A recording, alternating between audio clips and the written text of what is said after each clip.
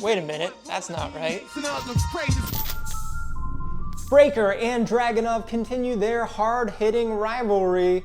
Pearce thinks he has a revolutionary idea for Punk McIntyre, and Dom is so Ri-LICK-ulous, I could cry.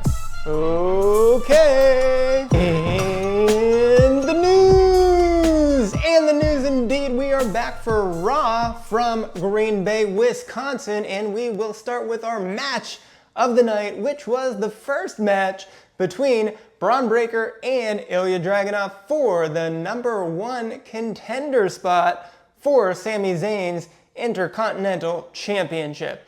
And this was another hard-hitting, crowd-pleasing affair in this long-standing rivalry. And in this one, Dragunov was held back a little bit due to Breakker continuing to soften up his ribs and midsection with that really tough double knee gutbuster, as well as hitting another beautiful Frankensteiner. But Dragunov hit a couple big moves of his own, landing a Constantine special, then later a superplex followed by an H-bomb, and then finally landing somewhat of an attitude adjustment on the apron that made Breakker fall to the floor.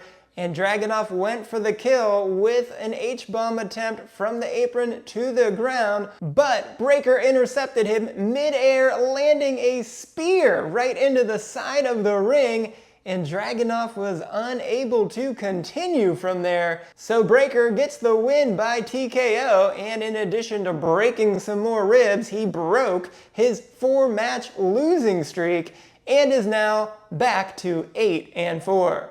For Dragunov, he falls back to 500 at 4-4. But speaking of the Intercontinental Championship, Sami Zayn teamed with main event Jey Uso in the main event against the tag team champions Finn Balor and JD McDonough in a non-title match. Well, earlier in the night, while Zayn was interviewing about Bron Breakker, saying that Breakker needs to take him seriously, he and Kathy Kelly heard some noise in the distance, and sure enough, it was Carlito and JD beating up Jey Uso in the backstage area. So Sami ran and helped Jey and eventually made the two Judgment Day members run away. Zayn and Jey showed some rust early, and on top of having some normal Judgment Day shenanigans with Dom and Carlito, they were in a perilous position for most of the match. However, they found their footing later and even landed a 1D on JD McDonough. However, Balor was able to break this up, and he eventually landed a coup de grace on Jey, followed by JD landing a moonsault. And just when it looked like they were about to get the pin, Sami came in and broke it up, which eventually led to him hitting a haluva kick on McDonough, and then he flew to the outside onto Carlito and Dom so they could not interfere, and Jey finished it off with an Uso splash to get the win. For Sami and Jey, this is their first match and first win together in a traditional tag match since January 23rd, 2023, right before Zayn turned on that other guy whose name I can't remember, but it was a really good idea when he did it. I just can't remember all the details there. For the Judgment Day, strangely enough, even though they are the tag team champions, this particular combo of Balor and McDonough is just 1 and 2 in traditional tags.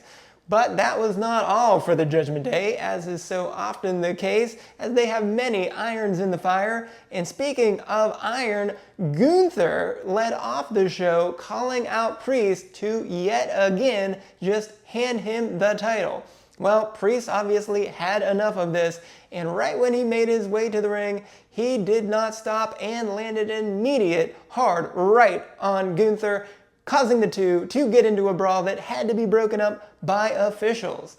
And then it didn't end there, because as Jackie Redmond was about to have an interview with Gunther, Pearce again came up to him and they brawled yet again, going to the outside of the arena where it was yet again broken up. But Pearce suspended Gunther and Pearce for the rest of the night for having both of these brawls. But when the other Judgment Day members went to find Jey Uso, they decided to split up, and when doing so, Dom walked right past Liv Morgan, where she asked how he was doing, and Dom said that he was doing great now that Rhea had returned.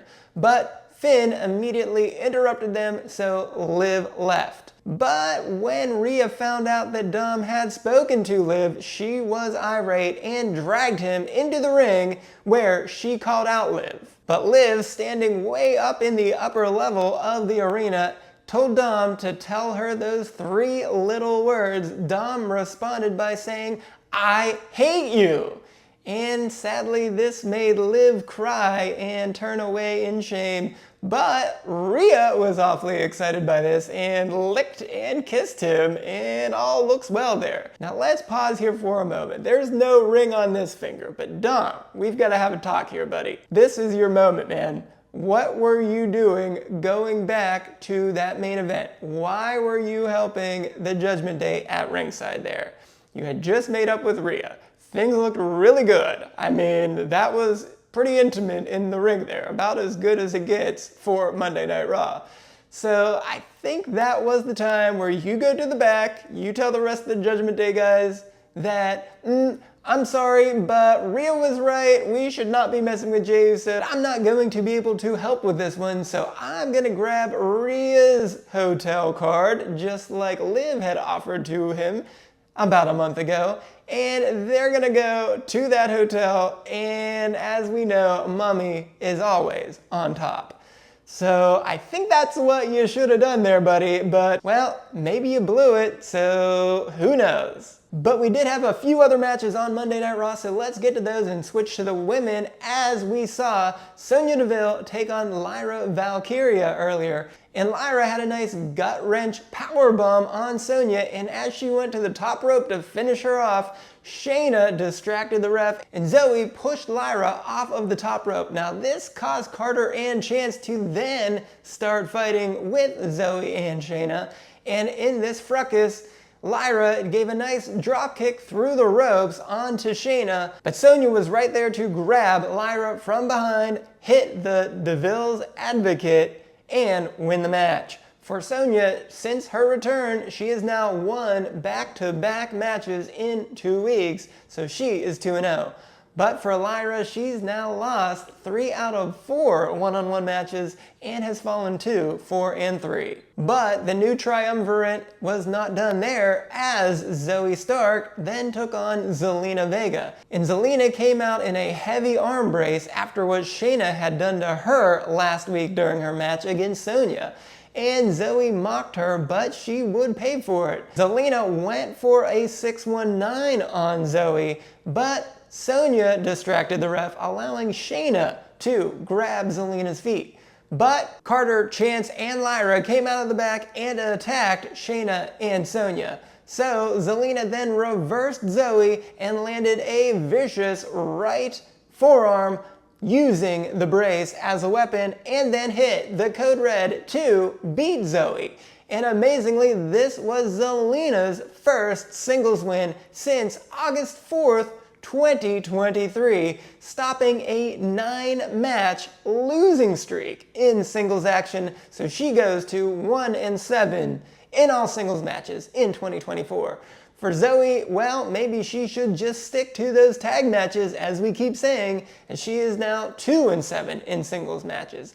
But maybe that's what's going to happen, because after the match, Sonya, Zoe, and Shayna caught up with Fire and Dawn, saying that they would take the tag titles from them. Lastly, we had Otis and Tozawa teaming up with Xavier Woods, as they said they would last week, against the Final Testament. And the crowd really wanted to see Otis in this one, and he did not disappoint by landing 3 straight clotheslines on each member of the Final Testament and then hitting the Caterpillar. But as things tend to go with Otis, he got taken out of the match right after that. But Xavier Woods showed a lot of aggression, punching Karrion Kross repeatedly in the corner, so much so that the ref tried to break it up, but Woods pushed the referee away. He then continued punching Cross when he noticed that Razor was about to enter the ring, so he kicked Razor right back out of the ring, but when he turned around, Cross was there to hit the final prayer and get the win. For the Final Testament, they go to 1-1 in 6-man tag matches,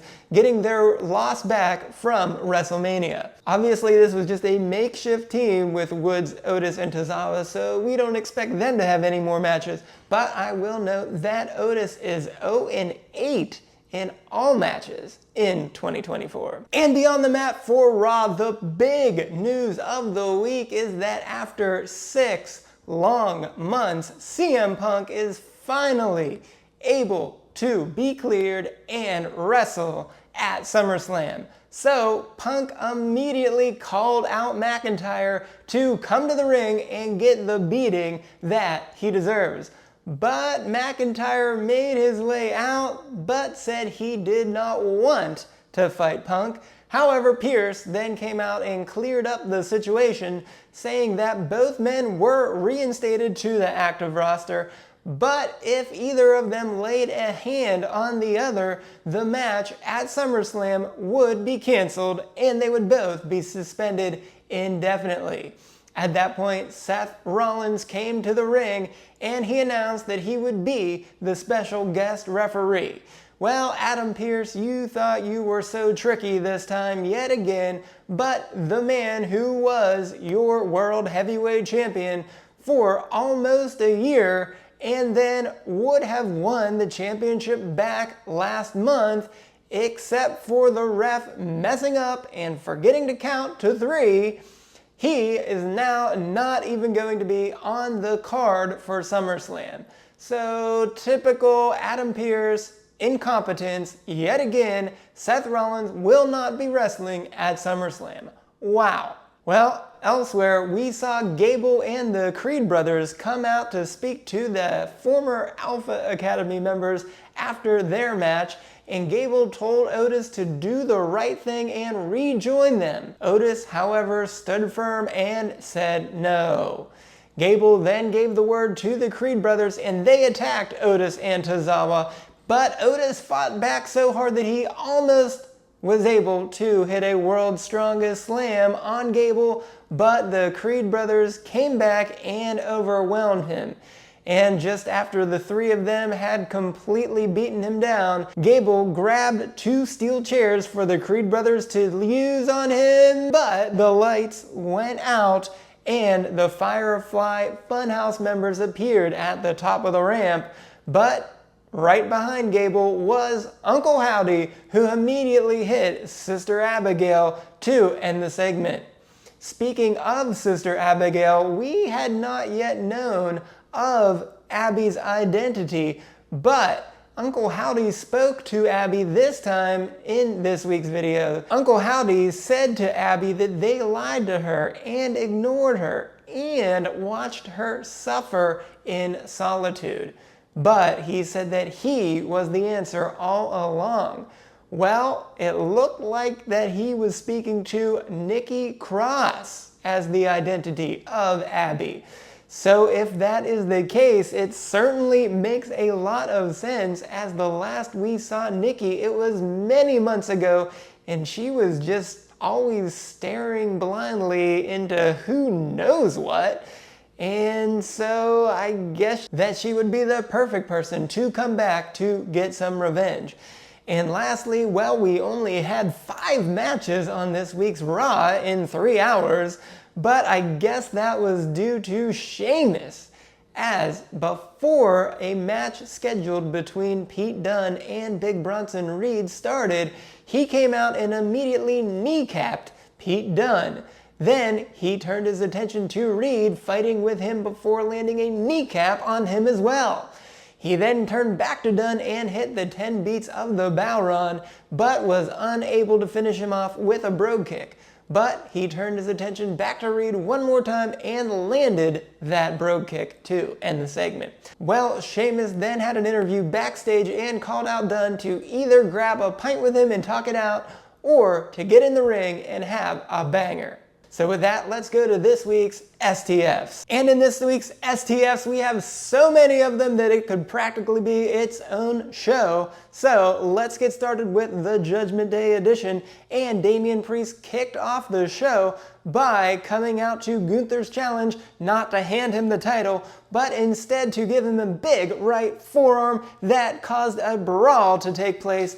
And when the security guards came out to stop it, Priest laid his hands on them and even threw one over the top rope into a pile of others. So for that, Priest will get a 2-week suspension. But Priest was not done, because backstage he then found Gunther again and started fighting him a second time, causing the action to spill out outside the arena and causing officials to break it up yet again, causing both of them to be suspended for the rest of the night, but we will give Priest another 1-week suspension. Then, when the Judgment Day went to find Jey Uso to clear Dom's good name, Carlito and JD found him and they started attacking him backstage. Fortunately, Sami Zayn came in to break it up, but Carlito and JD will both get a 1-week suspension. Then, in the main event itself, Dom distracted Zayn and then the ref, allowing Carlito to throw Zayn into the ring post.